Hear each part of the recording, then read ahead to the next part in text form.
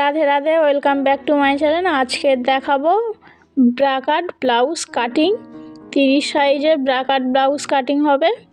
প্রথমে আমরা কিন্তু পেপারের উপরে কাটিং করব, তারপরে ফলসের উপরে কাটিং করব। উপরে মেজারমেন্ট আছে, দেখে নাও। ঝুল আছে 13 ইঞ্চি, 1 ইঞ্চি সেলাইয়ের জন্য 14 ইঞ্চি নিয়ে নেব। সেলাইয়ের পরে কিন্তু 13 ইঞ্চি হয়ে যাবে। এরপরে পুট নিয়ে নেব 5 ইঞ্চি, আর মোহরা স্ট্রেট লাইন নিয়ে নেব 5.5 ইঞ্চি। এখান থেকে সোজা করে দাগ টেনে নেবো। যেহেতু আমরা পুট 5 নিয়েছিলাম, দেখে নেবো যে এখানে 5 অবধি এসছে কিনা। যেহেতু 5 আছে তাহলে ঠিক আছে। এরপরে ছাতি যত আছে সেটাকে 4 ভাগ করব। ছাতি আছে 30কে 4 ভাগ করলে 7.5 ইঞ্চি হবে। 7.5 ইঞ্চি একটি দাগ টেনে নেবো, আর 1.5 ইঞ্চি এক্সট্রা লুজিংয়ের জন্য কোণ থেকে 6 সুদের একটি দাগ টেনে নেব। নিয়ে এখান থেকে মোহরা শেপ দিয়ে নেব আস্তে আস্তে। আশা করি এই পর্যন্ত বুঝতে পেরেছো। এরপরে আমরা পুটের চওড়া নিয়ে নেব। যেহেতু আমরা পুট নিয়েছিলাম 5 ইঞ্চি, তার জন্য পুটের চওড়া নিয়ে নেব 1.5 ইঞ্চি। এখান থেকে আমরা 1.5 ইঞ্চির একটি দাগ টেনে নেব। এরপরে গলার লম্বা আছে 5.5 ইঞ্চি, 6 ইঞ্চির একটি দাগ টেনে নেব। যেহেতু আমাদের 1/2 ইঞ্চি সেলাইয়ের জন্য চলে যাবে, তার জন্য। আর এখানে যতটা উপরে নিয়েছি তার থেকে 1/2 ইঞ্চি এখানে বেশি নেব। যেহেতু উপরে 1.5 ইঞ্চি নিয়েছি, নিচে আমরা 2 ইঞ্চি নিয়ে নেব। নিয়ে বক্স তৈরি করে নেব। নিয়ে গোল গলার শেপ দিয়ে নেব। নিচের দিকে বড় নিলে গলার শেপটা খুব সুন্দর আসে।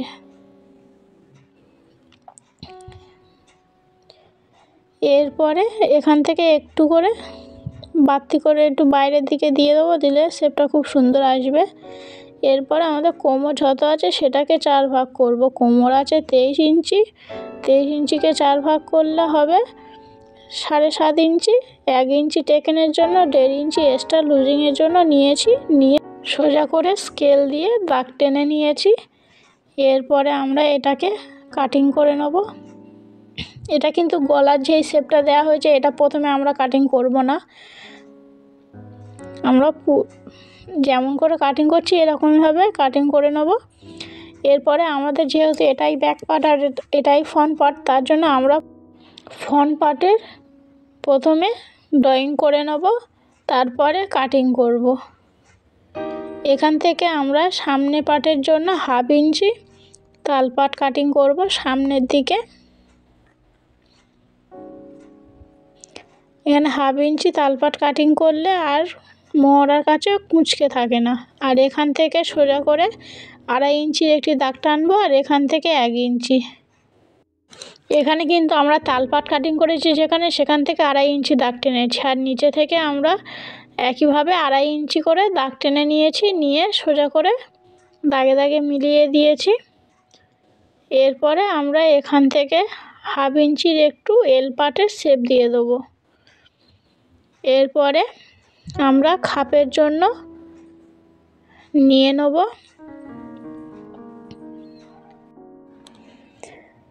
4.5 ইঞ্চি খাপের একটি দাগ টেনে নেব। এই 4.5 ইঞ্চি, 2.5 ইঞ্চি আর 1 ইঞ্চি এই দাগে দাগে এবার আস্তে আস্তে আমরা ব্রাকাটের শেপ দিয়ে দেবো। এরপরে এখান থেকে 3 ইঞ্চি আর এখান থেকে 3 ইঞ্চির একটি দাগ টেনে নেব। আর এর মাঝখান বরাবর একটি দাগ টেনে নেব।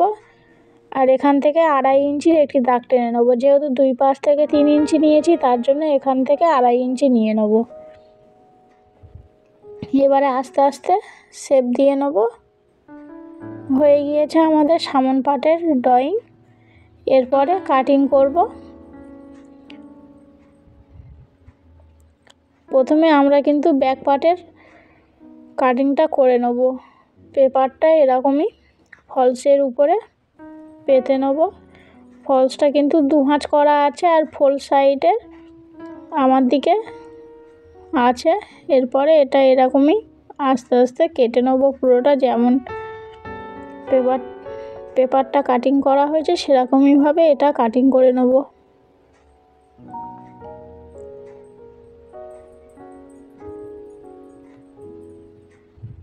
এবার আমরা ফ্রন্ট পার্টে যে পেপারে ড্রয়িং করা হয়েছিল সেটা পুরোটা কাটিং করে নেব। দেখতে পাচ্ছ কেমনভাবে কাটিং করছি, এরকমভাবে কাটিং করব।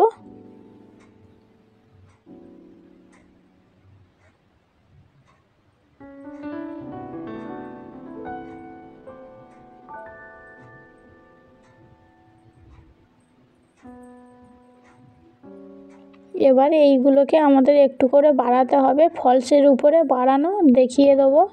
এখানে যে 1/2 ইঞ্চি তালপাট কাটিং করেছিলাম সেটাও কাটিং করে নেব। একইভাবে ফলসটি পেতে নেব। ফলসটা কিন্তু 2 ভাঁজ করা আছে। প্রথমে ফলসের উপরে পেপারগুলো এরকমইভাবে পেতে নিয়ে পিন করে নেব। পিন করে নিলে আর কাটার সময় সরে যায় না। আর সব সময় চেষ্টা করবে কাপড় বাঁচিয়ে কাজ করার।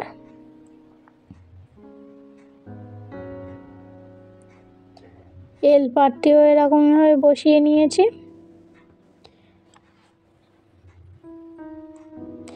এই পাটটা একটু তিরছাভাবে বসিয়ে নেবে। তিরছাভাবে বসালে তবে খাপটা খুব সুন্দর আসবে।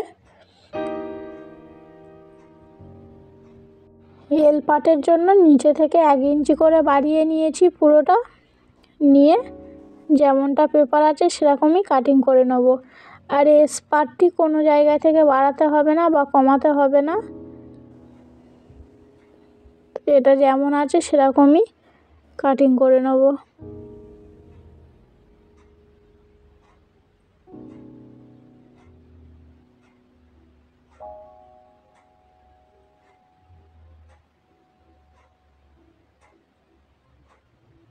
যেমনভাবে কাটিং করেছি এরকমইভাবে কাটিং করে নেব, কোনো অসুবিধা হবে না।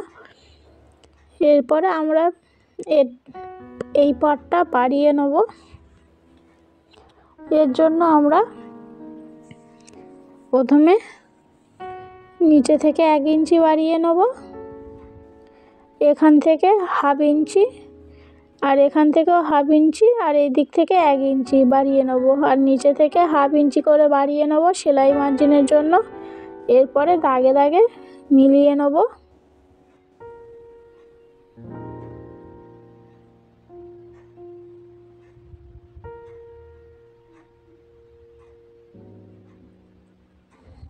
এবার যেমন ড্রয়িং করেছি এরকমই পুরোটা কাটিং করে নেব।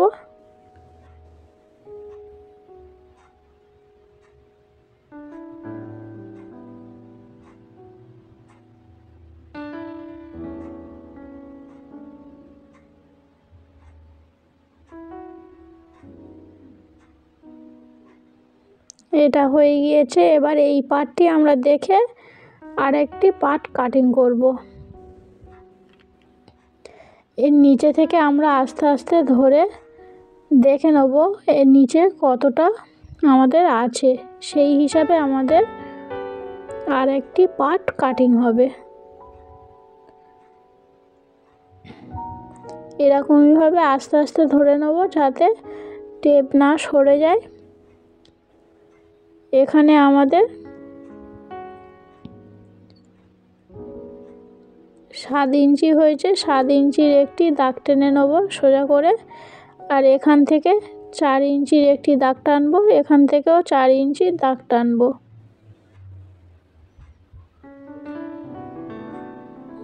এরপরে দাগে দাগে মিলিয়ে দেবো, দিয়ে বক্স তৈরি করে নেব। দেখতে পাচ্ছ কেমনভাবে করছি, এরকমভাবে করে নেবে। এরপরে এর মাঝখান বরাবর একটি দাগ টেনে নেব। আর এখান থেকে 1 ইঞ্চির একটি দাগ টানবো। এখান থেকে 1/2 ইঞ্চি দাগ টেনে নেবো। আর মাঝখান থেকে সোজা করে একটি দাগ টেনে নেব।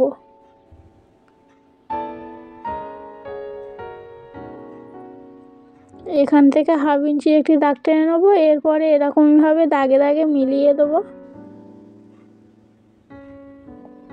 হয়ে গিয়েছে। এরপরে কাটিং করে নেব পুরোটা।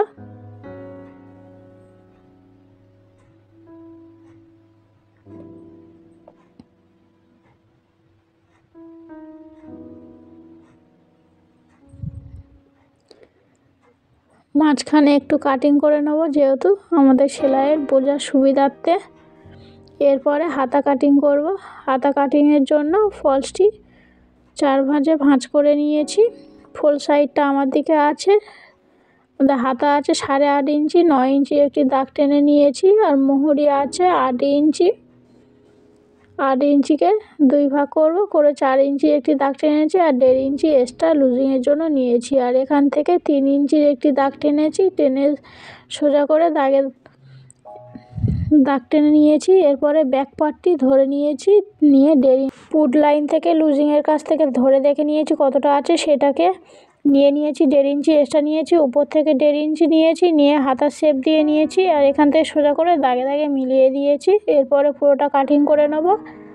ভিডিওটা ভালো লাগলে একটি লাইক করে দেবেন, চ্যানেলটি সাবস্ক্রাইব করে দেবেন। আর দেখা হচ্ছে পরে ভিডিওতে স্টিচিং।